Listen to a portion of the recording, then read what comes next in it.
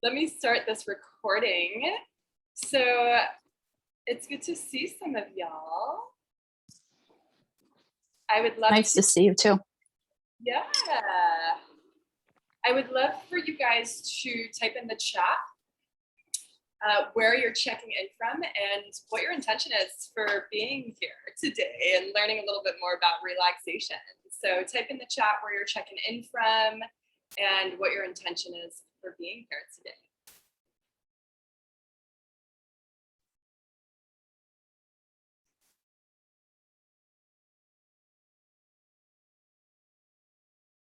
You can probably hear the rain in the background. It's rainy season here in Costa Rica, so there's lots of rain.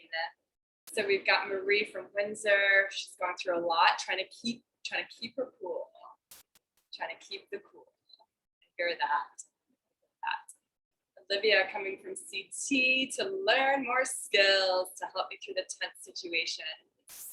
Tommy Newington, intention is to find new ways to relax and unwind. And I love that because there's always like new ways, right? Like we might even have some tools in our tool belt, but it's always worth learning more.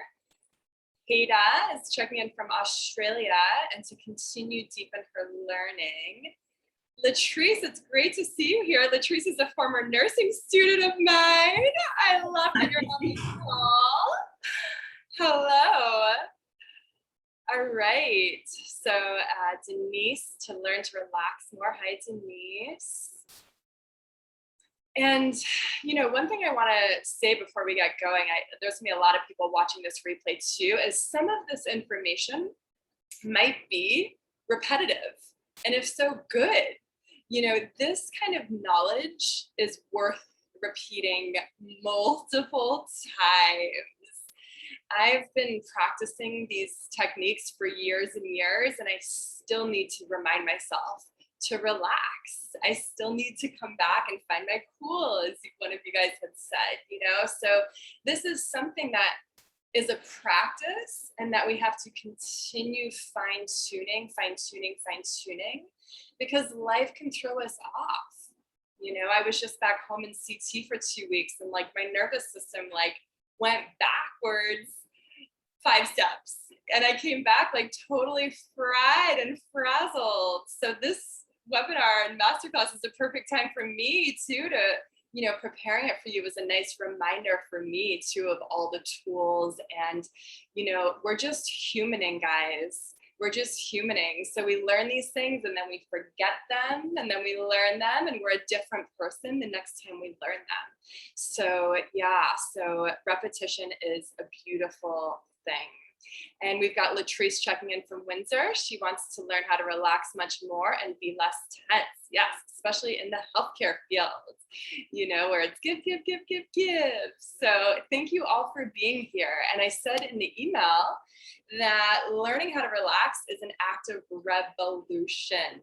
It is a revolutionary act, truly. You know, in this past year, we've gone through a lot together as humanity, and some of that has been very chaotic and turbulent, even violent, right? So think back to someone like Gandhi, right? He was a protester. He was a peaceful protester. And truly, I believe wholeheartedly that your power to make change, your power to evolve comes from your peace. Your peace is your power. All right, so we're going to I made a fun little presentation for y'all because my grad school self was getting, you know, the nerdy self wanted to come through. So can you guys see this presentation okay now that I shared the screen? Awesome. So, and feel free guys to comment in the chat box if questions are coming up or if there's like something you want to say. This is totally interactive. All right. So I called this Relaxed is Sexy because when I think of myself at ease and calm, that's when I find myself feeling sexy. And I'm attracted to others when they're at ease and calm.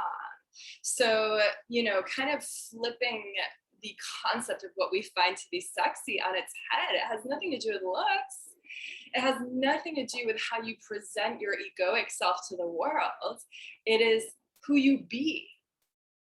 It is how people feel when they're around you. And I know that everyone on this call and probably everyone watching the replay is in some way a teacher, right?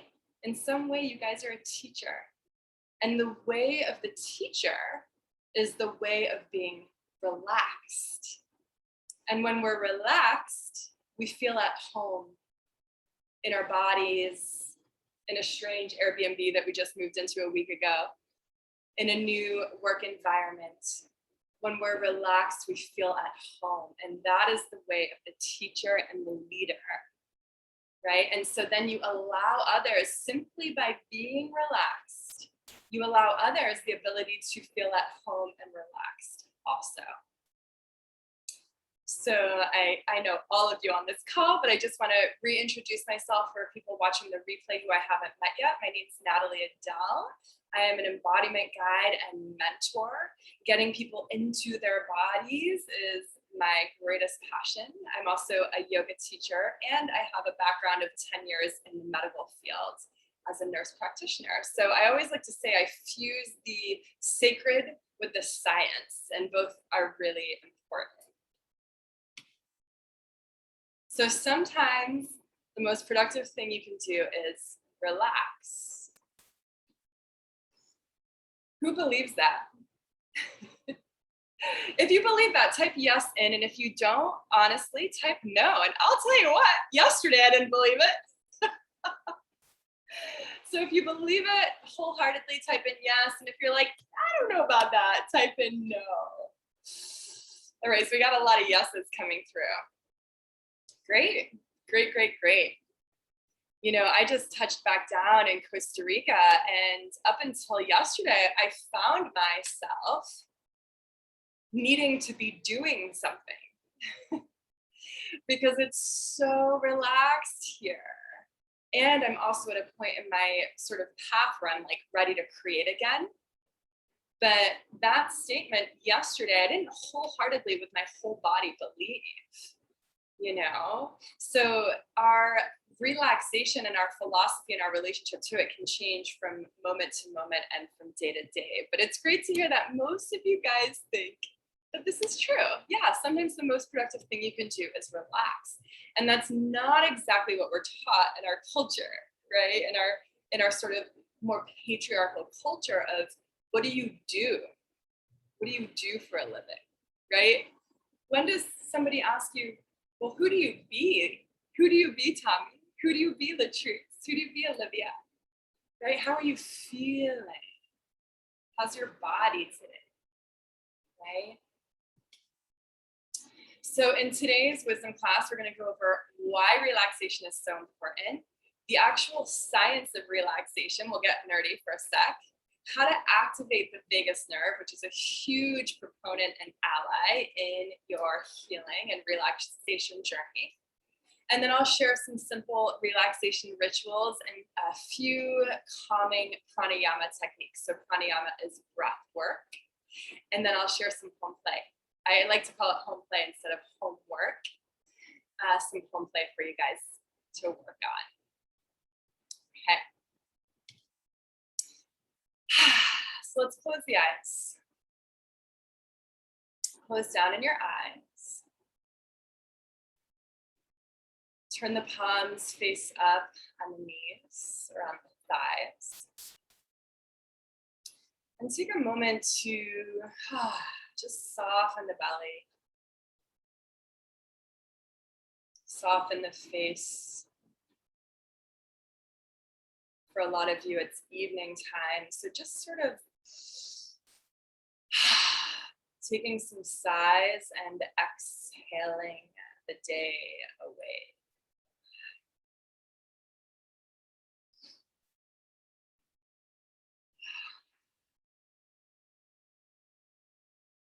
Keeping the eyes closed, just pause with me here for a moment.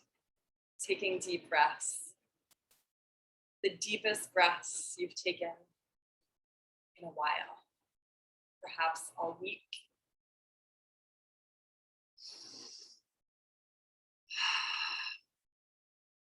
Breathing through your nose, slowly. Feeling your belly soften and expand on the inhale. And embracing the full body breath at the top. So your next inhale, just gently pause and hold that breath at the top and see if you can sip in a little bit more without struggle, just a gentle sip through the nose. Hold a moment longer, and as you exhale, release the breath through your mouth, making a gentle, audible sigh.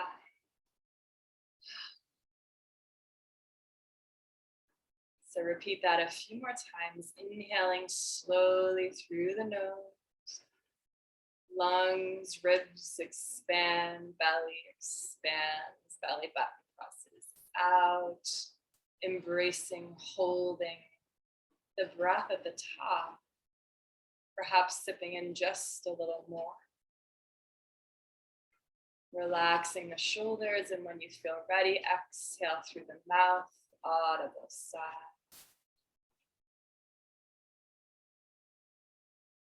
And one more time on your own.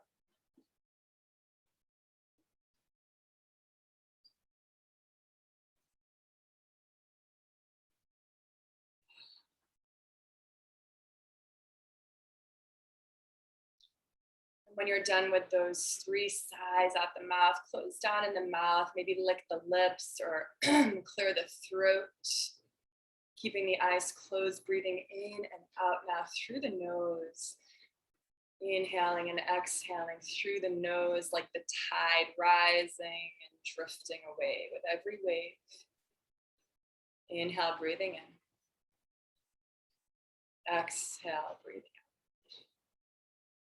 Letting your shoulders drop ever so slightly, drifting further away from your ears.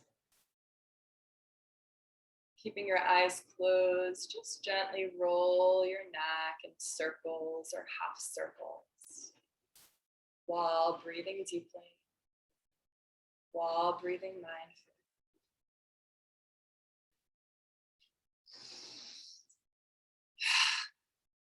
Perhaps you let another sigh out of the mouth to exhale any tension from the neck. And then keeping the eyes closed, come back to a neutral spine and wiggle your forehead now. Wiggle your forehead, wiggle your eyebrows, releasing any tension in the jaw. And then circle out the jaw. So circle out the bottom hinge of the jaw. Notice if there's any cracks or cricks. Mine just made a big noise pop. If you're feeling tension in the jaw, perhaps you place a hand on either hinge of the jaw and give it a little massage, and just continue to circle out the jaw in both directions. Taking another deep breath. And then finding stillness in the jaw, and release the tongue from the roof of the mouth and just swirl the tongue around in the mouth now. Just swirling the tongue around in the mouth. Maybe stick the tongue out of the mouth with a big sigh.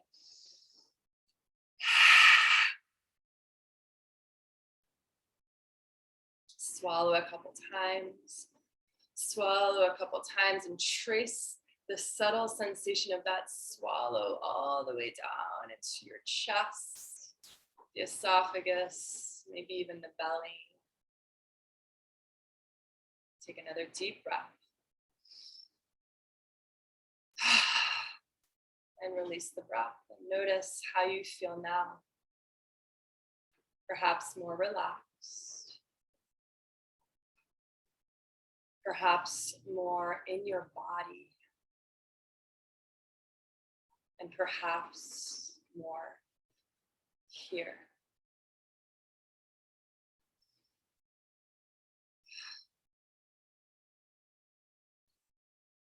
So as you're ready, my friends, opening the eyes.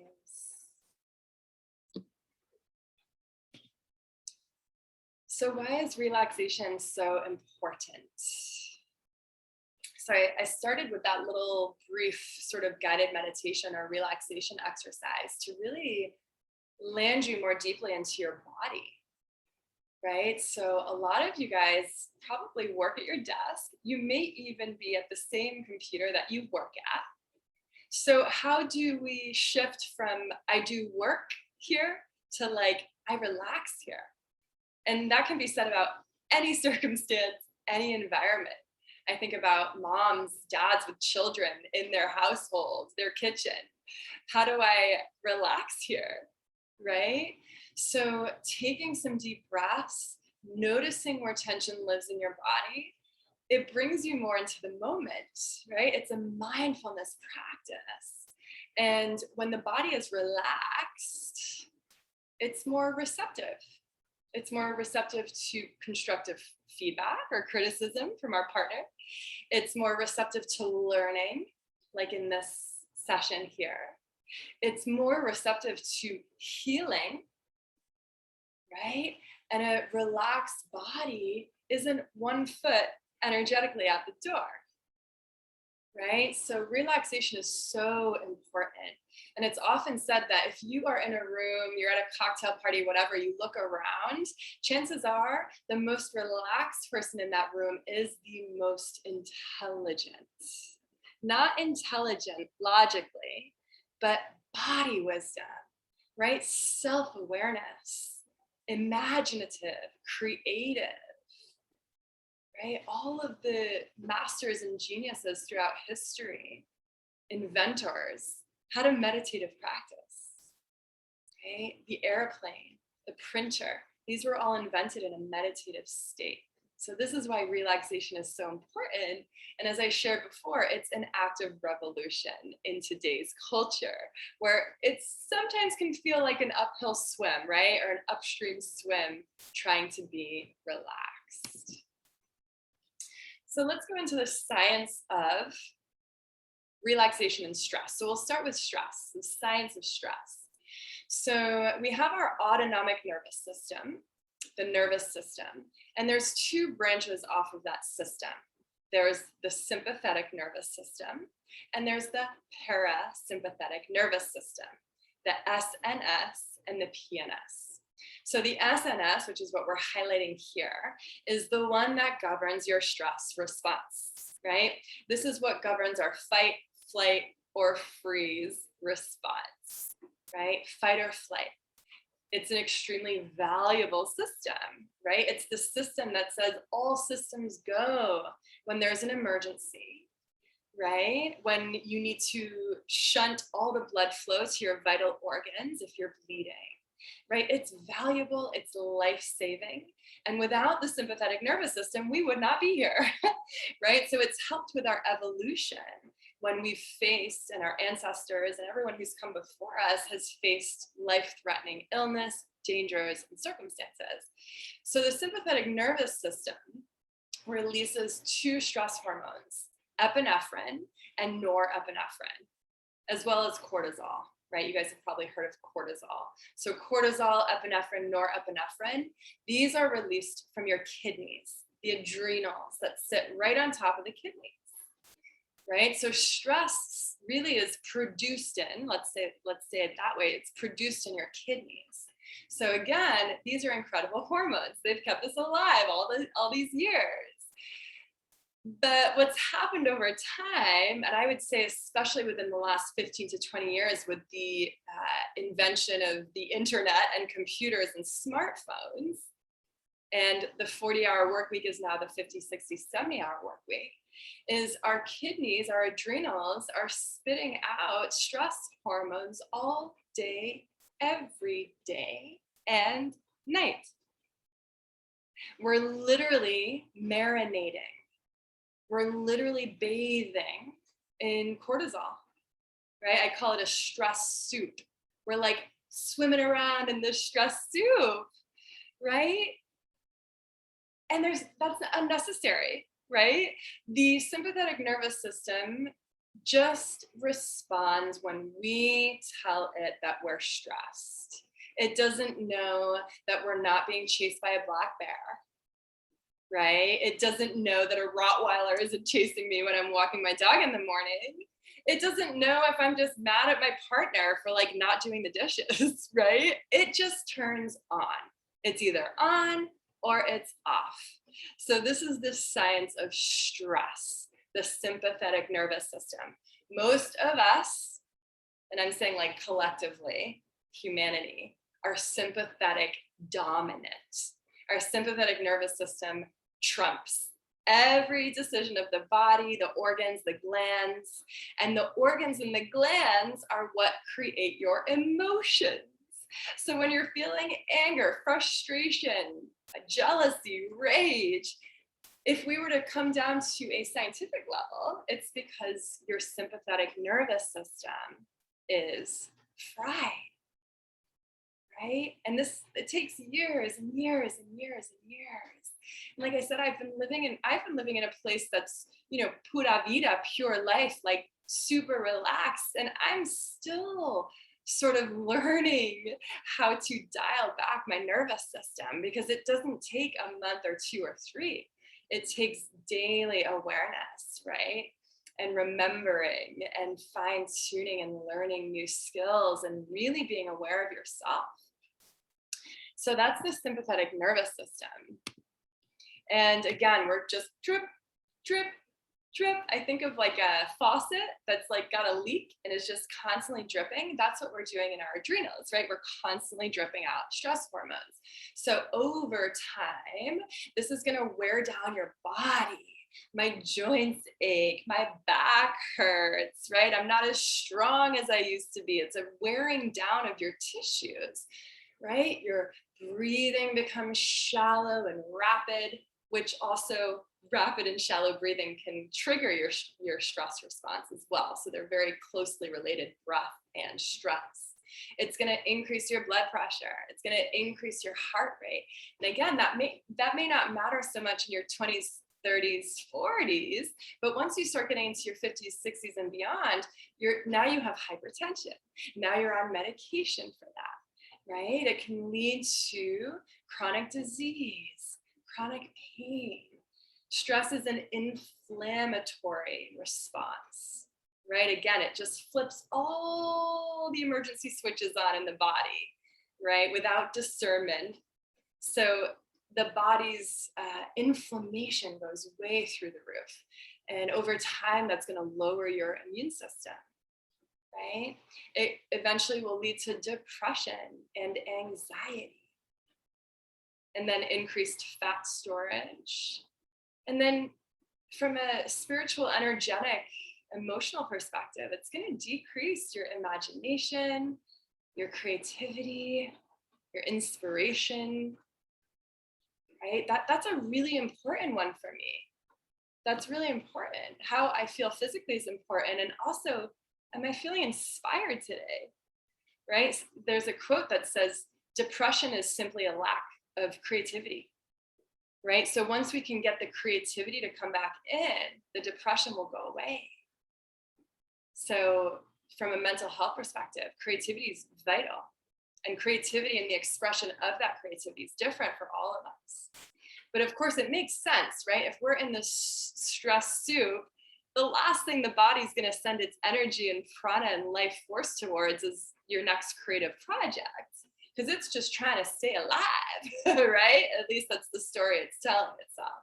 So this is the result of really being a sympathetic, dominant individual. Let's take a deep breath together, sort of switching gears now into the science of relaxation.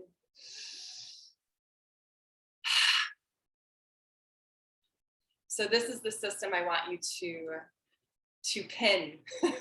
Pin this system in your heart, in your mind, all of it. This is the parasympathetic nervous system. We want to become parasympathetic dominant. Remember, most of us are sympathetic dominant.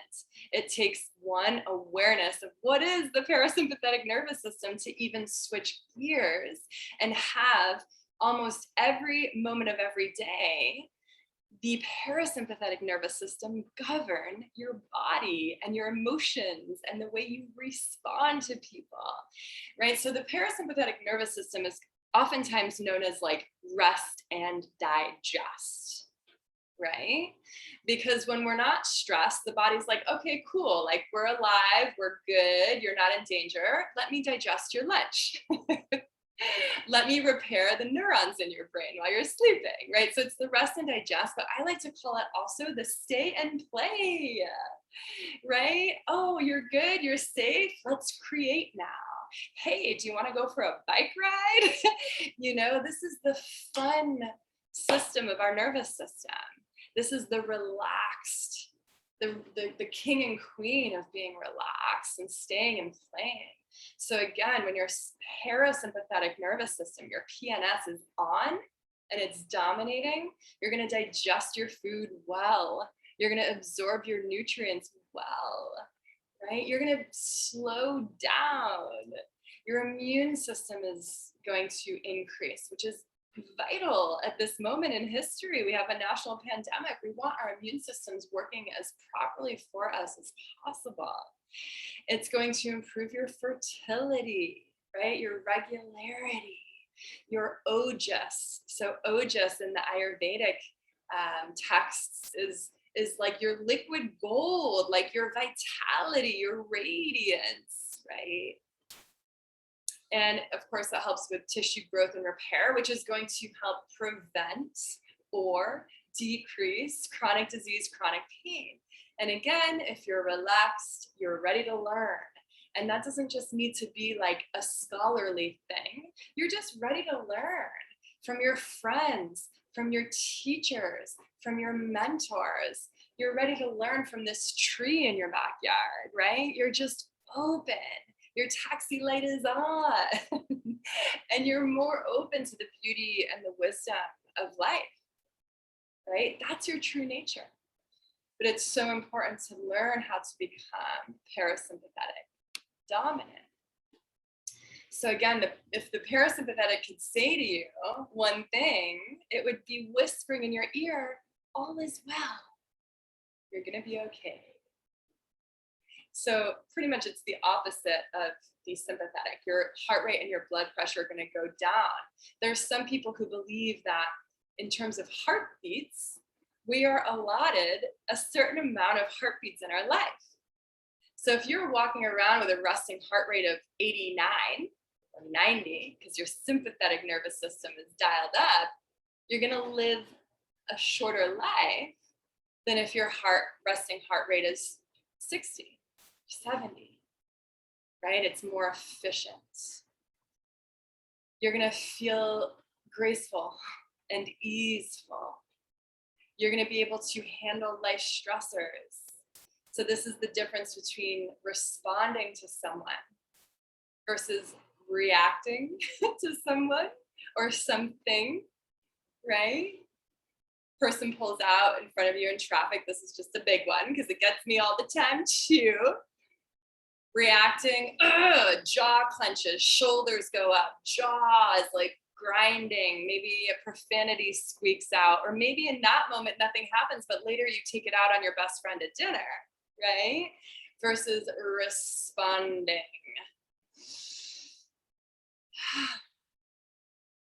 Go ahead. Feel free to cut me off. Thank you. Responding. And again, this one's really important for me, is it sets the stage for more creativity and connection to your higher purpose. Because if your soul and spirit feel safe, then we can start creating and building and dreaming, right? And connecting to others because we're not in survival mode. And again, we can heal from that space. So again, sympathetic nervous system, parasympathetic. Get to know your parasympathetic nervous system. Do your own research on that as well. So within the parasympathetic nervous system, we have the vagus nerve. The vagus nerve. I would love to know if you guys have heard of and are familiar with the vagus nerve. Just type in a yes into the chat box if you're familiar with the vagus nerve, or you've heard of the vagus nerve before, just type in yes.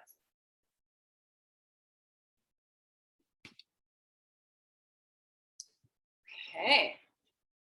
So we're kind of like split 50-50, some yes, some no. Again, I have a medical background and I had heard of the vagus nerve and I knew what it meant from a cardiac perspective, but from a spiritual perspective, I didn't have a deep appreciation or understanding of it until within the last year.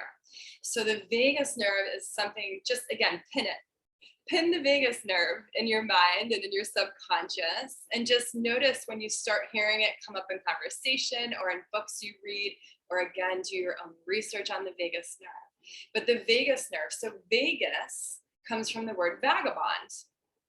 Think of those vagabonds that are walking around with their little basket and they're wandering all over the world. Vagabond means wanderer, right? And so the vagus nerve is called this because it literally wanders. It goes everywhere in your upper body. It's got all these little tributaries and these little offshoots, and it covers a lot of your torso. Right? And it's a huge part of the peripheral nervous system. It's like the most important nerve in the parasympathetic nervous system. And because it's so deeply intertwined with all of these organs, your lungs, your diaphragm, your abdominal organs, remember, parasympathetic, rest and digest. So when this is activated, we breathe slower and we digest better. So one thing I like to remind students all the time is, as the breath, so the mind. As the breath, so the mind. So again, most of us are sympathetic nervous system dominant, which means most of us are shallowly breathing, which means most of us aren't even aware of our breath. And maybe it enters to about here, but we're not moving those lungs and those ribs and that diaphragm, right? So again, as the breath, so the mind. If your breath is shallow and rapid, your mind will be rapid and chaotic and erratic and not really deep and creative, right? Think about when you're in a yoga class and you're like in a new pose that's challenging. Or maybe you're just in a balancing pose that gets you every time, freaking tree pose. You know, you're in that tree pose and you're so focused on that tree pose, especially because the person next to you is like nailing it and you want to nail it. What happened to the breathing? Right? Probably not aware of the breathing in that moment, right? Because your mind is so fixed and focused on something. It's not opening up to the greater opportunity of the pose, right? Like, how does balance relate to my whole life and not just in this moment, right? So this is why breath is so important in our meditative and yoga practices, to really align our mind and our consciousness with those practices. So again, if you slow down your breath, you slow down time. And slowing down time is so valuable, because the slowing down time is what's going to get us to respond versus react, right? Because we're slowing down time. So yeah, so the vagus nerve, let's go to the next slide. So this is a nice picture of the vagus nerve. So we can see it starts in the brainstem and then it goes into the neck. So a lot of times neck massage is actually really helpful for stimulating, activating your vagus nerve and helping you relax. So we can see here that the vagus nerve travels down the neck, and then look, it innervates all of your lungs, your sternum, right? Your breastbone, chest bone. It goes all the way into the diaphragm. So the diaphragm sits right about here, just underneath your bottom rib, the diaphragm. It's what governs deep breathing and breathing in general. It's what separates your lower three chakras from the higher chakras. So here's where it lives, the vagus nerve. So how can we activate it? Deep belly breathing. Deep belly breathing. So again, remembering that most of us are sympathetic dominant, which means we're stressed, we're tired, we're wired, and we're probably breathing really shallow. And our vagus nerve is probably very weak, right? So simply breathing deeper is going to help liquefy your diaphragm. So the diaphragm is a muscle, right? And it's a huge muscle. But if we're shallow breathing all of the time, and I know a lot of you guys here are yogis, so you probably have a little bit more of a liquefied diaphragm than most, right? But it just kind of gets hardened. The diaphragm gets hardened. So when you're first starting these deep belly breaths, it's going to be a little difficult, right? It's going to feel like, wait, how do I do it?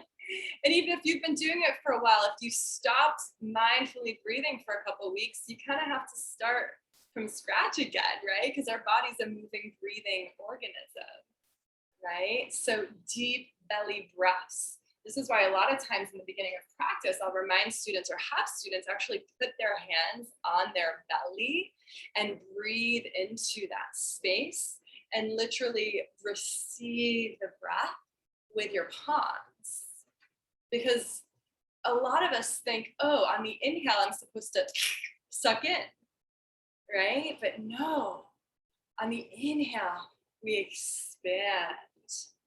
Literally just pressing that belly out. And it's something I am mindful of every single yoga practice, because especially as a woman, I've been told and sort of culturally guided to keep my belly in all the time.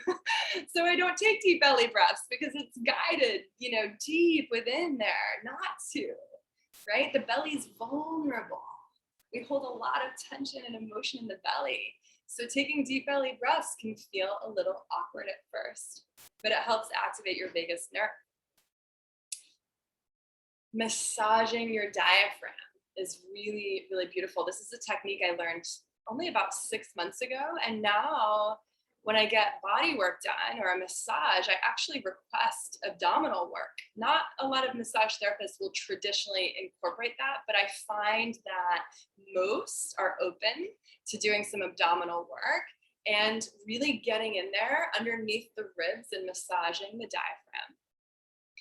And then every morning, one of my embodiment practices is after I get out the shower, I put oil on my body.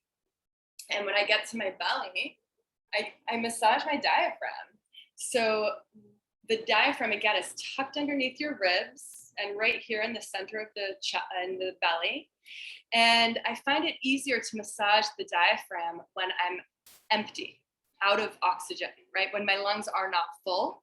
So I'll exhale all the breath out of my body, hold the breath out of my body, and just get under there and massage the diaphragm. I'm literally just digging under the ribs and kind of wiggling, and then just moving along. So diaphragmatic massage is incredibly healing.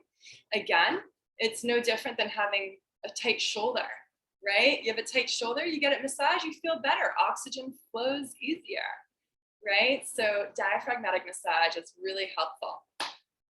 Sternal tapping is a really great technique to stimulate, activate your vagus nerve, and relax instantly.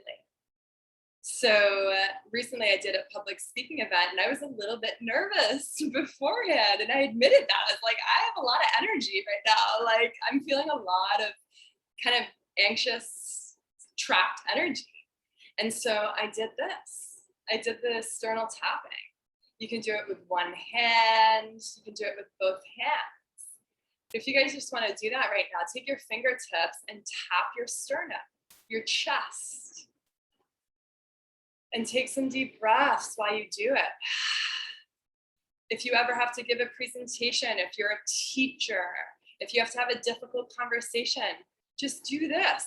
Most people aren't even going to notice that you're doing it, but it's going to be extremely effective.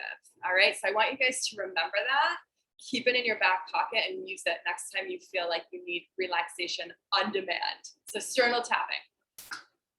And then another great way to instantly activate the vagus nerve is remember, if you look at the diagram, your vagus nerve runs through here, and then the brachial nerve brings it here as well to the sides of the ribs. So bringing your palms together and then tucking the ribs into your rib cage, or tucking the elbows, forearms, upper arms into your rib cage. So a lot of times when I guide a yoga class, I'll have students lift their elbows off their ribs because that can be very activating and opening and all of that. But if the intention of the class is more relaxing and grounding, or if your intention as the student is to relax and ground, zip it in. And then I kind of like to go like this, to just really tuck it in. And then notice what I'm doing is I'm pressing my thumbs against my sternum, which is also activating the vagus nerve. So you're feeding two birds with one seed, right? So yeah, this is another good one too. And then when they're really tucked in, you can really feel your breath. You can feel your breath, right? So that's, those are some simple ways, guys, to really activate your vagus nerve. And just pick one. Just pick one and work with that for a little bit.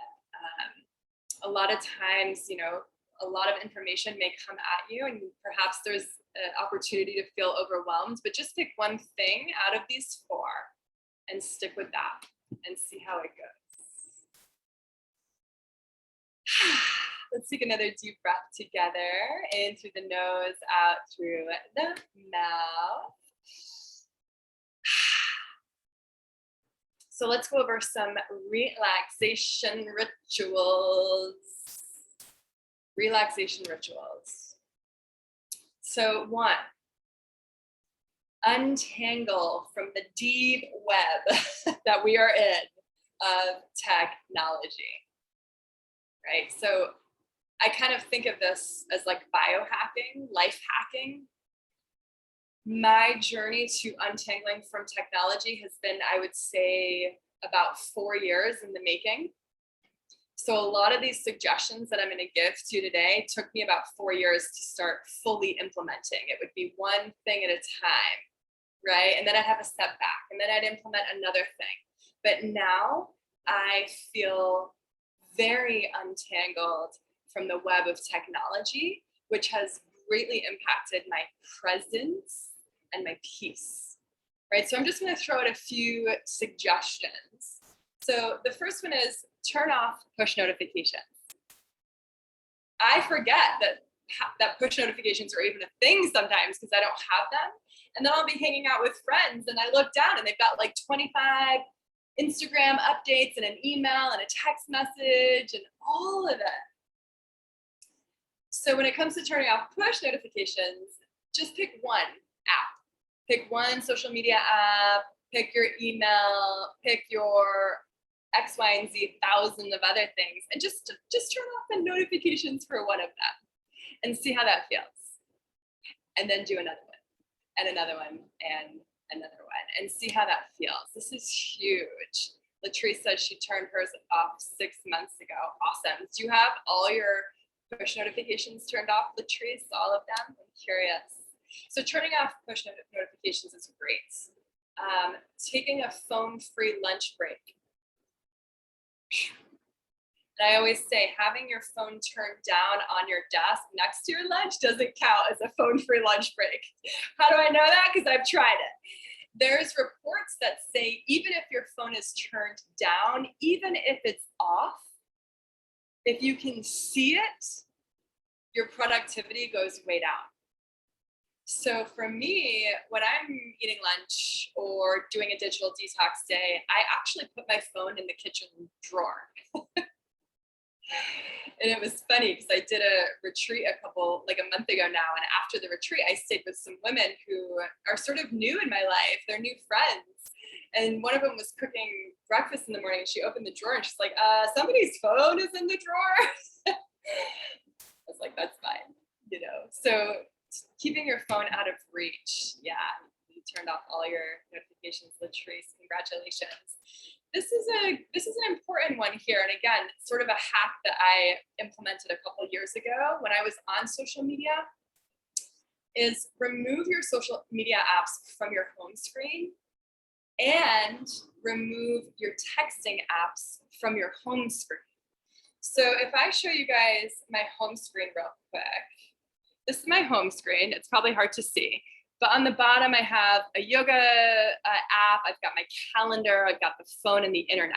This used to be text messages, WhatsApp, Instagram, and Facebook with all the red dots coming up. Like, you have 40 missed notifications, right? That I have to address right now.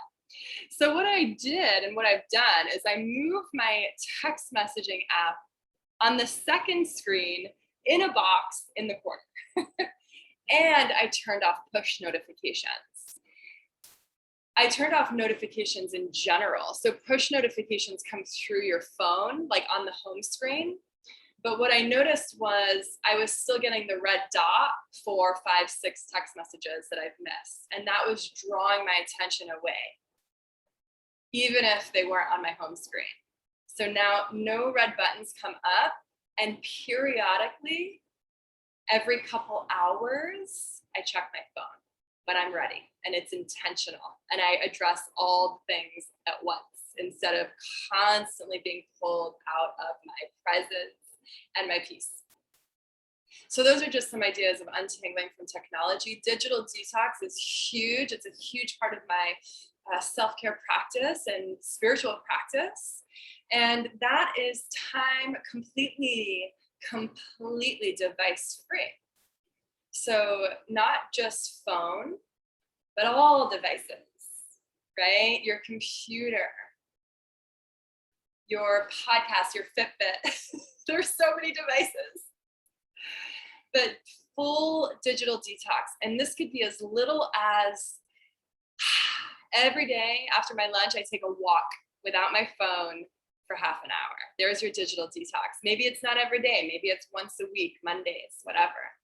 And it can go so far as I'm at the point now in my practice where every Monday I'm on full digital detox now. I turn off my Wi-Fi router. I unplug it. I turn off my Wi-Fi router and I am dark. I go dark. I'm not accessible to anybody. My friends and my clients know this now, that Mondays I digitally detox. So I'm not bathing in the Wi-Fi. And again, why do I unplug the Wi-Fi? Because I've found loopholes to the digital detox days, you know? So I gotta just unplug the Wi-Fi. But it feels really good to just be free from my devices for the day. And again, that may not be accessible for you guys who have kids, you're on call, et cetera, et cetera. And it certainly may not be accessible to you if you've never even done a half an hour digital detox. But it's a great place to start, is just gift yourself time throughout the day where you don't have your devices. You know, it's incredible and it's life-changing. And I always find when I'm stepping back into the time after a digital detox, I'm more available to my friends. I'm more available to myself. And I have a newfound gratitude for my Netflix shows, right? Because I went fully without them for a period of time. So those are just 2 great tips, technology speaking. Physically, getting upside down. So folding yourself in half, inversions, right? When you want to get upside down, this could just be a simple forward fold, right? You want your head to be below your heart. So when you flip it so that your head is below your heart, the body knows, like, we're good. If she was in big danger, we wouldn't be doing this right now. We would be up and we'd be running or we'd be ready to run. So it tells your body that you're okay, that all is well. It sends blood up to the heart, which activates your vagus nerve, literally slowing things down. So again, this could be a forward fold or supported bridge. Get upside down. And again, that could be before my lunch break. I'm just gonna do down dog for a minute or 2, right? Yoga Nidra, I'm a huge fan of Yoga Nidra and restorative yoga. These are practices where we're literally on the ground. So they're very grounding. These are practices that, again, can be a revolutionary act in today's culture, even in today's yoga culture. right? You see hot yoga studios and power yoga studios popping up left and right. And having owned a yoga studio, I saw it all the time. People were like, but where's your like heated power yoga class? And I'm like, how about our restorative class? You know, it's an active revolution, and it's a deep act of self-care. And yoga nidra translates to yogic sleep. So you don't need a prop, you don't need any experience with yoga, you just need some headphones and a good yoga nidra recording, right? There's tons online for free. I just uploaded one of mine onto YouTube. I uploaded a bunch of restorative yoga classes as well. So for those of you who were Vasu members, I'm slowly going through the process of uploading all my content up onto my YouTube channel as a gift to you. I didn't want to just send all that off into the abyss. So check that out. And then another practice, another relaxation ritual that I love is literally setting a timer on your computer, not on your phone, because again, if we're thinking we're working from our desk, we don't want our phone at our desk, right? We want to be doing one thing at a given time, unitasking, not multitasking. But set a timer on your desktop. There's tons of websites where you can do it. There's a website called Tomato Timer, where you can just open it up on your desktop in the morning and just decide how often you want an alarm to go off, and use that, whether it's every hour, every 2, every 30 minutes, whatever, as an embodiment reminder, right? Just like we started before we went into this class, we started with some deep breaths, relaxing the shoulders, sighing it out. How's my spine doing? Am I slouched over? Let me get back into a straight spine, antenna, right? Tall, deep breathing, belly breathing. And if you use aromatherapy, even better, because you're activating another sense, which brings you more into the present moment, which is more relaxing. So aromatherapy like chamomile, right? Lavender, vetiver, very calming. I find rose to be very calming. Palo Santo is very grounding, right? It's one of the benefits of working from home is we can burn shit. We can burn our sage and our Palo Santo. We don't get in trouble for being the crazy lady in the cubicle burning stuff, right? So again, looking at these relaxation rituals, pick one. Do my yoga nidra class tomorrow night and see how it goes. Turn off push notifications, set your timer, pick one and roll with it and see what happens.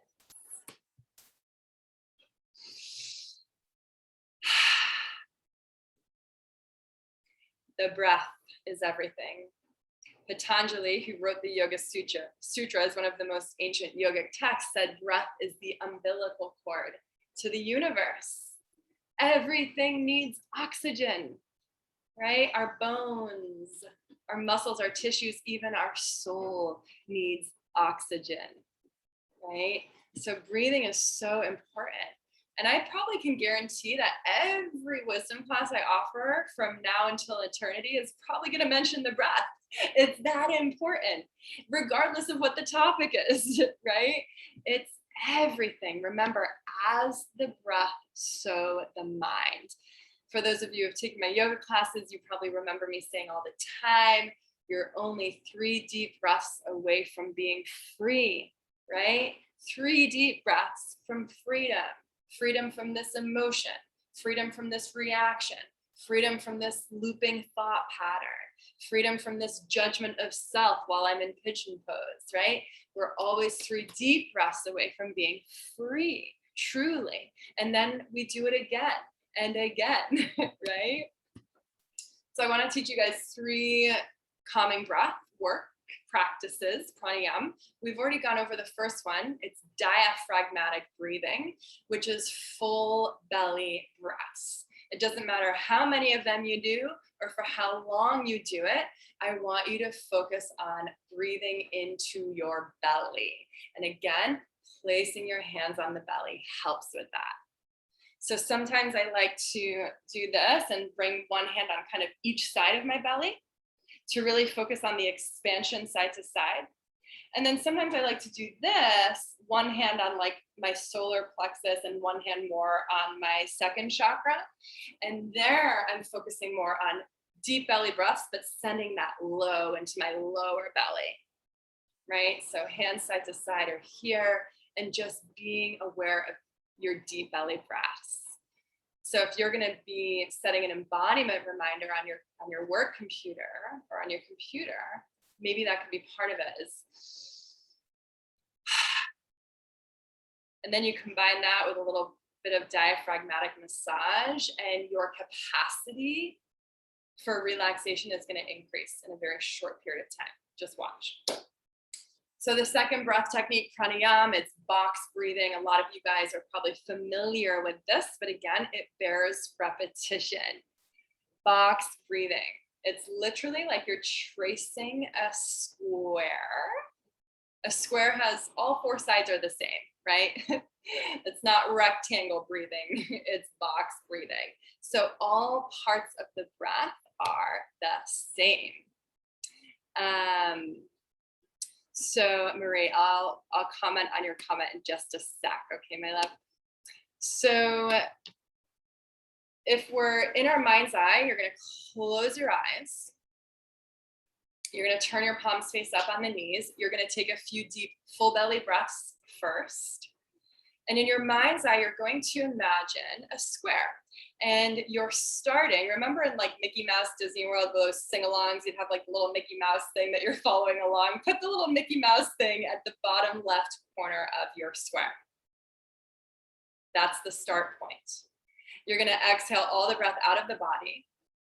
And you're going to inhale, 4, 3, 2, 1. Now we're at the top left corner of the square, right? And then we hold the breath for 4, 3, 2, 1. Now we're at the top right corner of the square, and we exhale down for 4, 3, 2, 1. And then we hold, journeying back home for 4, 3, 2, 1.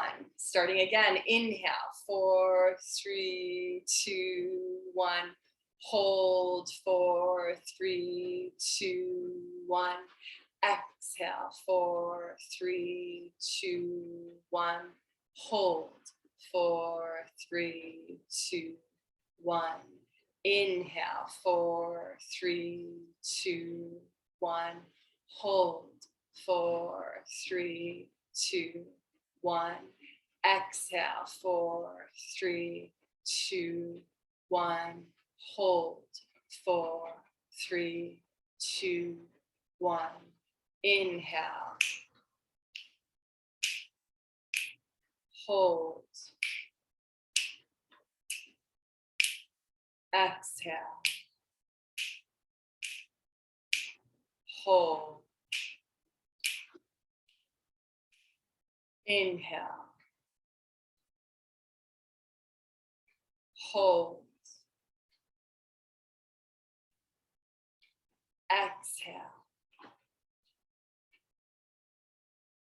Hold. Do 2 more rounds on your own. Box breathing.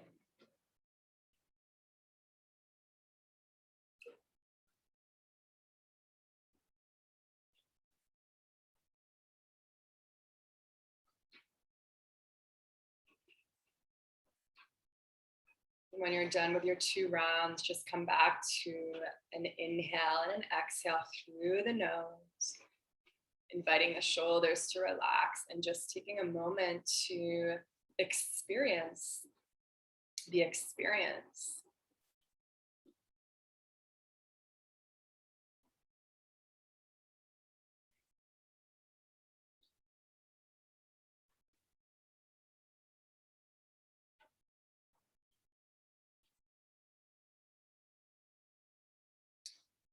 So beautiful. So that's box breathing. And it's a really great practice to sort of start with if you're about to do a deeper breathwork practice, if you're about to do a yoga practice, if you're about to do a meditation practice. It's sort of what I would consider like a warm-up pranayama, because you're hitting all parts of the respiration cycle. right?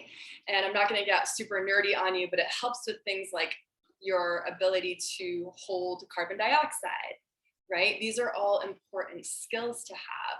But ultimately, going back to the parasympathetic nervous system, it helps you become parasympathetic dominant.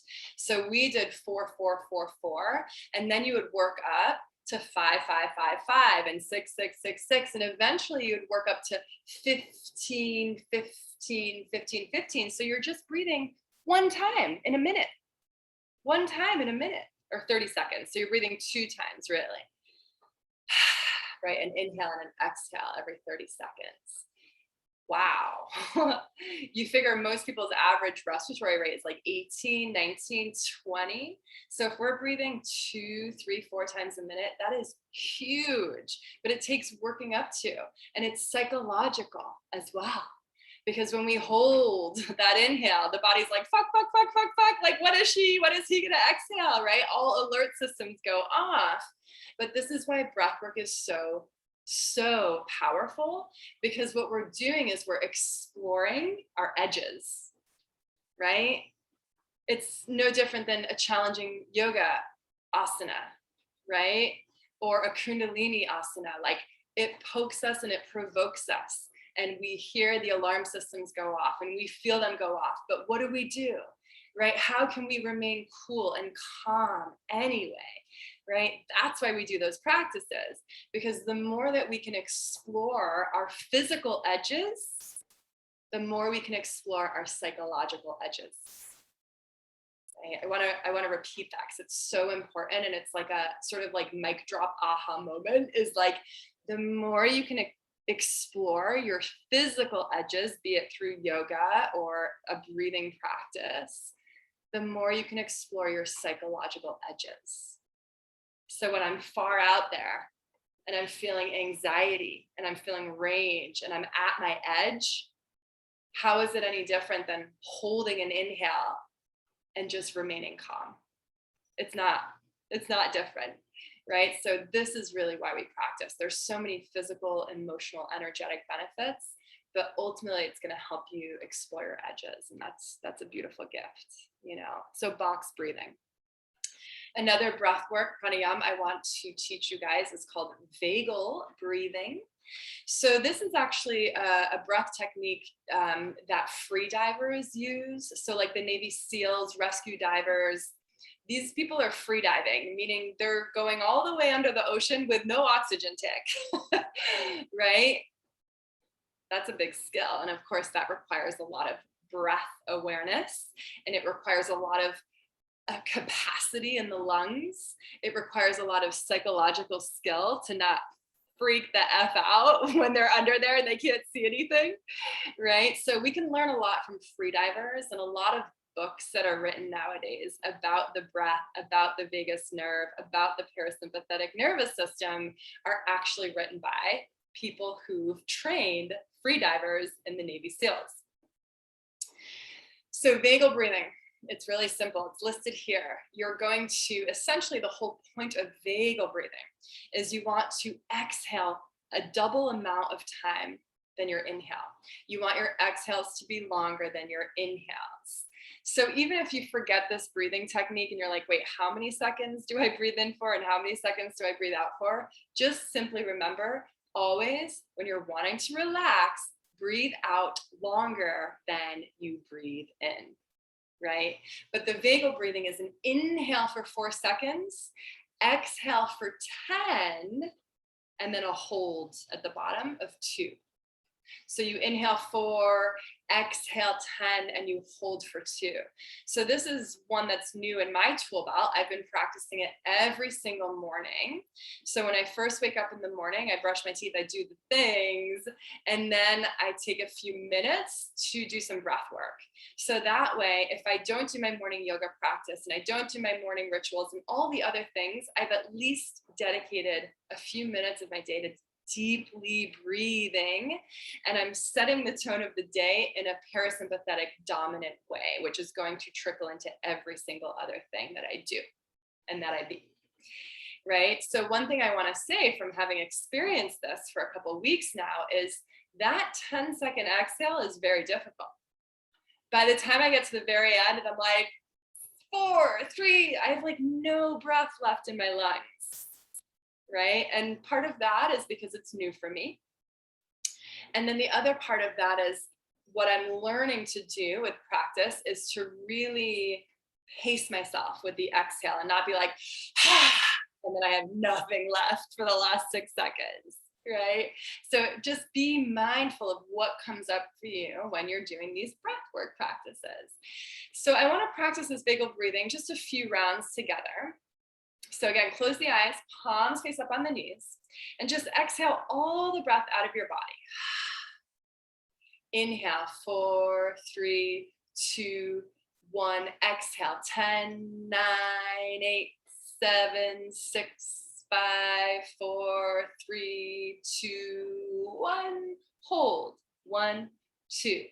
Inhale, 4, 3, 2, 1. Exhale, 10, 9, 8, 7, 6, 5, 4, 3, 2, 1. Hold, 1, 2. Inhale, 4, 3, 2, 1. Exhale, 10, 9, 8, 7, 6, 5, 4, 3, 2, 1. Hold, 1, 2. Deep breath in. Full breath out.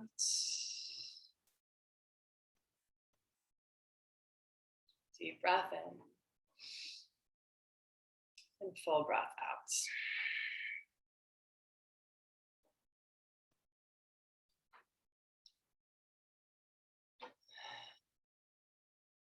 So for all of these 3 pranayama practices, you want to breathe in and out through your nose.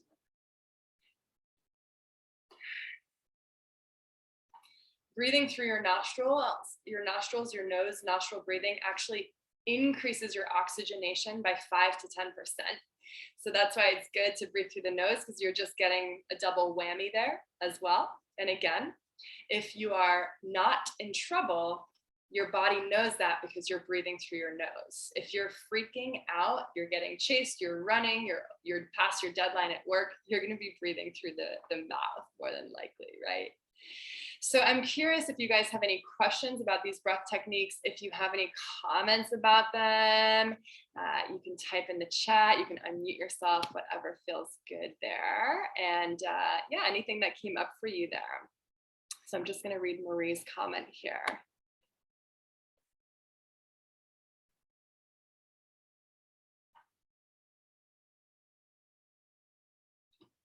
Okay, so yeah, so somebody had shared that they have an MRI and what to do in that situation where you're freaking out, yet you have to remain still, right?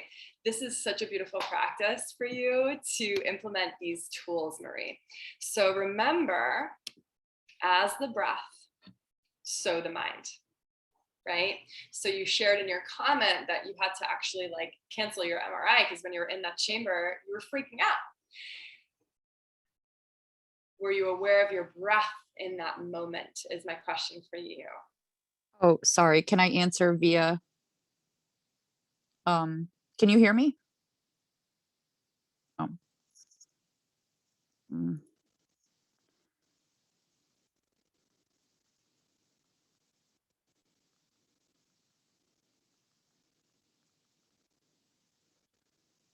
Oh.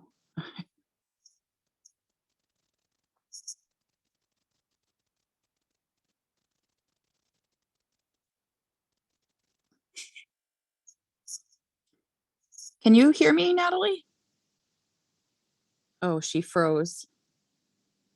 Can the rest of you guys hear me? Can you like put in the chat if you can hear me? Okay. I guess she froze. Oh no. Oh, all right. Well, okay.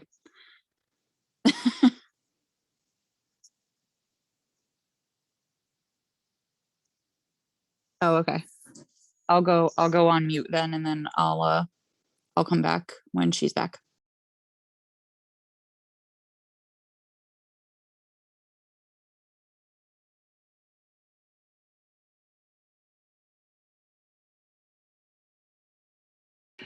I just lost power very briefly.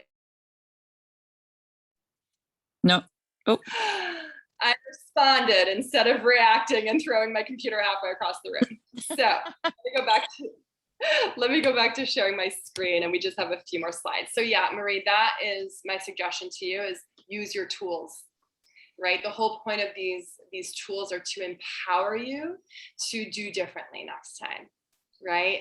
To your breathing, your mantras, and all of that, and bringing awareness to your body. okay. Thank you. Yes, you're so welcome. Let me know how it goes. I'd love to hear as well. Yeah, this MRI tunnel is a beautiful opportunity for you because it's the microcosm of the macrocosm. How do I respond? What's my self-dialogue? What's my breathing in this chamber? It's going to tell you a lot about what happens outside of that chamber, right? And how you respond to life. Right? The microcosm of the macrocosm, as within, so without. So Tommy says he loves these. He uses box breath at work when he's stressed, and vagal breathing while he's running. Oh, interesting. That's really cool to increase your cardiovascular response and all of that. And when trying to fall asleep. Yes, I love that. Thanks for sharing. These are incredible tools to try when you're about to fall asleep and you can't. And then you combine that with some of your digital detox tools and some of your untangling from web tools, and maybe you've done a yoga nidra, and like, new person, who dis, right? You might be unrecognizable by some. So I wanted to share with you guys in my mentorship, and Olivia is on the call. She was one of my previous mentees. I share in the very beginning some ideas, some home play to, before we go through the first, second, third chakras, we have to relax, right? We have to like enter the temple of the body in a little bit more of a relaxed state. So this is a graphic I sent my mentees in the beginning, and I wanted to share it with you to offer you some home play. So again, we've already gone over some of these, but I want to reiterate it because it bears repeating, is I want you to, or I invite you to choose one of these 3, 4, or 5 things, one, and stick with it. Stick with it for a week. Stick with it for a week and a half. Stick with it for 40 days and see what happens. And do it with intention, meaning you're noticing what's coming up for me. How am I feeling with this? When I fell off track, why was that? How long did it take me to get back on track, right? This is a journey. So with my clients, I'll oftentimes have them pick one of these, and we'll work with that one for like 2 months before we layer on another one. Because the last thing I want to happen for you guys is you get stressed about learning how to relax, right? It's like I always used to say in restorative yoga, like, don't rush to relax, like get here early, give yourself plenty of time, set yourself up for success. So the first suggestion we have is turning off push notifications for social media. The next one could be turning off push notifications for text messages. And again, I've heard this a lot is, well, I have children, or I'm on call, or I'm, there's so many things. Well, great. You can turn off push notifications selectively in the settings of your phone. So I can have all my notifications for all my texts come off the notifications, unless it's my babysitter or my daughter or my boss, right? So you can actually fine tune. It's not a reason to not do it, right? Enjoy mealtime tech free. For those of you who have roommates, families, make this a family household new rule. Hey guys, here's a basket. Put your phone in the basket, and we're actually going to talk to each other tonight when we have dinner, right? So getting your family and loved ones involved is really helpful. For those of you who are at an office, hey guys, who wants to be my accountability buddy for lunch free, phone free lunch dates, right? And we can hold each other accountable, right? This is why it's a revolutionary act, because it trickles out. Turning the phone on airplane mode at 9 p.m. So again, for me, for a long time, this was 9 p.m. Now it's like in Costa Rica, the sun sets at like 5:30 here. So I'm in bed by like 8. So now my airplane mode is on at like 7:30. But again, there's flexibility there. But turning your phone on airplane mode, even if you sleep with it on your nightstand, is saying, I'm unavailable right now. So your friends might be texting you, even if you didn't turn off those push notifications, they're coming through, but you don't know about it until you decide in the morning, after you've done some breath work, after you've walked your dog, after you've had your morning coffee, and then you turn it off airplane mode, right? These are going in order too of like most realistic to like, I don't know if that's doable for me, by the way. And then the last one could be purchase an alarm clock, remember those, and actually don't have your phone in your room at night. I live in a studio apartment right now, so that's not possible for me. But before I was in a studio apartment, I would say for the last probably 3 years now, I don't have my phone in my room at night. And sometimes I fall off the wagon and it ends up back in my room. And then I realize very quickly the next day why I have that in my self-care practices. Because I slept less that night. I'm more triggered from the technology and whatever it was that I might have seen on social media at 1 a.m. that wasn't serving my highest good. You know, so these are in order of like maybe most achievable for you right now to like, this is a reach. Latrice has all of her notifications turned off. So Latrice, maybe it's time for you to like implement some of these later ones, you know, and again, pick one and stick with it. All of these took me again, like 3 or 4 years to fully implement, which is why I'm at a point now where I'm like, okay, what's next? Let me turn off my Wi-Fi on Mondays. You know, there's always more that we can be doing for our deep self-care practices. Not, you know, I'm not talking about self-care like I go to yoga a couple times a week and I get a massage. I'm talking about deep day-to-day holding your field in the highest vibration, you know. So I'm curious to hear from you guys, and we'll be wrapping up shortly, which one of these you would like to start exploring. And if none of these work for you, maybe you think of your own and you want to share that, but let's hold each other accountable. So drop in the chat or unmute yourself and let me know which one you want to start as your home play. So Latrice says, now Latrice, remember, has all her notifications turned off and she has kids. So I know you have kids, Latrice. So that's incredible that you found a workaround there. She's going to buy an alarm clock. That's the only reason the phone stays in the room. Awesome. She also took the TV out of her room. Great one. Thank you for that reminder. Tech-free spaces in the bedroom. Yes. You know, the reason why I say like buy an alarm clock is because over years and years and years of talking about this, I've heard the same excuses. But my phone's my alarm clock. So I'm like, go on Amazon and buy an alarm clock. They're like $8 and I'll be at your doorstep tomorrow, you know? So exactly. This is also a really nice opportunity for you guys to like notice what the inner dialogue is. What's the yeah, but that comes up for you?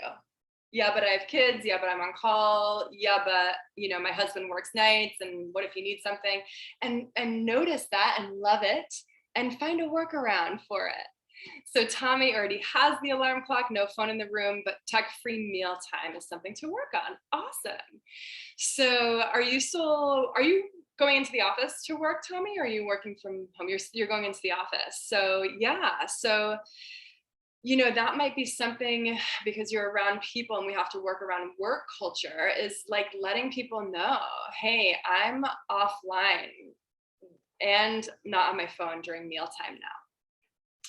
Because I know a lot of work systems now have like chat boxes where they communicate like all day, every day, and your email's open while you're on your lunch break, but just set that standard. And again, maybe find one other person you work with who'd be willing to sort of hold you accountable. And again, it could just be Monday through Friday, mealtime is tech-free for right now, and then take it from there. Denise is going to work on tech-free mealtime as well. Awesome. Awesome. And then Tommy says he leaves and walks for 30 minutes. Great. Leaving the phone behind. Awesome. That's a great next step, Tommy, because when we go for walks and we're listening to a podcast, listening to an audiobook, FaceTiming with mom, like whatever, that walk is great because we're still getting the activity, but how mindful and present were we? and how many opportunities for beauty were missed on that walk, right? And again, it's all about the balance. I love going for walks and listening to my podcasts. And I also make sure that a few of those walks every week, our phone is home, right? So it's all about the balance and the humaning part of it, and trying and learning and unlearning. So I'm excited to hear about you guys implementing some of these. So this is my ebook, Return, A Healing Journey to Grace and Presence. A lot of this is from the first chapter of my ebook. So a lot of the visuals, the graphics, the rituals. I love sort of taking the ebook and like bringing it to life and seeing, what feedback you guys have, how the rituals are going for you, learning new rituals, remembering things like not having a TV in the room, Latrice, right? So I am going to quickly drop the link for my ebook in the chat box for those of you who don't have it. It's about 80 pages or so. It's like 8 chapters. It's all about embodiment rituals. And it's my offering and gift to all of you. So let me do that. And I would love to wrap up with if anybody has any questions, anything they'd like to share, anything they learned that they had no idea about. And we'll take it from there. So I just put the link to my ebook in your chat box. So you guys should have that.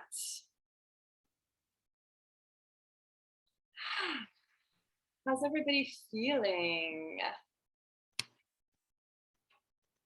Thank you so much, Natalie. This has been wonderful. You're so welcome. You're so welcome. Like I said in the beginning, it's all of this information bears repeating over and over and over again, and I'm at a point in my life where I repeat things a lot. So for example, if I've taken a webinar, I don't take notes anymore. I just sit there and embody the information.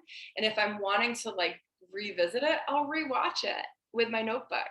I read books multiple times now to really let it all sink in. So repetition is really, really valuable. Yeah. So thank you guys so much for participating in this workshop. And let me just share this here. Was there any more slides? Yeah. Thank you for contributing, my friends, to the relaxed revolution. That's what I'm calling it. For learning and remembering how to return to deep peace and presence. Remember, that is your power, truly. And stay in touch. I've left my email here. I've left my YouTube channel. So again, I just uploaded 7 videos yesterday from Voss University. There's a yoga nidra, restorative yoga. And if you guys are curious to learn more about working with me one-on-one in my embodiment mentorship program, my link is here. You guys all came on in your videos now. I just saw a bunch of names for most of the presentation. So it's so nice to see all of you guys as well. All right, sending you so much love. For those of you who are watching the replay, sending you so much love. I'm really happy and honored and excited to be in this space with you guys and to continue the journey. All right, I'm going to sign up. Thank you, Natalie. Thank you, Natalie. You're welcome. Sending you all love. Ciao.